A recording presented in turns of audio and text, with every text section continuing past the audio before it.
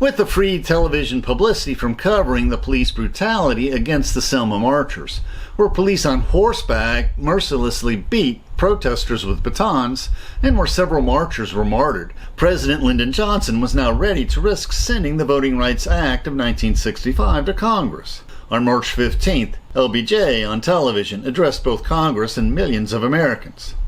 There is no Negro problem. There is no Southern problem.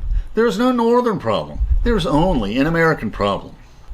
There is no moral issue. It is wrong, deadly wrong, to deny any of your fellow Americans of the right to vote in this country. There's no issue of states' rights or national rights. There is only the struggle for human rights. There is no cause for pride for what has happened in Selma, but there is cause for hope and faith in our democracy in what is happening here tonight. For the cries of pain and the hymns and protests of oppressed people, like some great trumpet, have summoned into convocation all the majesty of this government of the greatest nation on earth. And here he's echoing the speeches of Martin Luther King. The real hero of this struggle is the American Negro.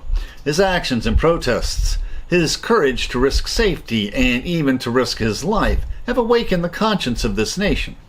Then Johnson repeated the phrase so often used by Martin Luther King, "We shall overcome."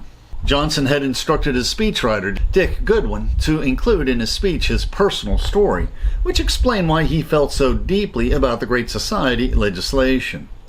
My first job after college was as a teacher in Catala, Texas, in a small Mexican-American school. My students were poor and often came to class without breakfast, hungry. And they knew, even in their youth, the pain of prejudice. They never seemed to know why people disliked them, but they knew it was so because I saw it in their eyes. I often walked home later in the afternoon, wishing that there was more that I could do.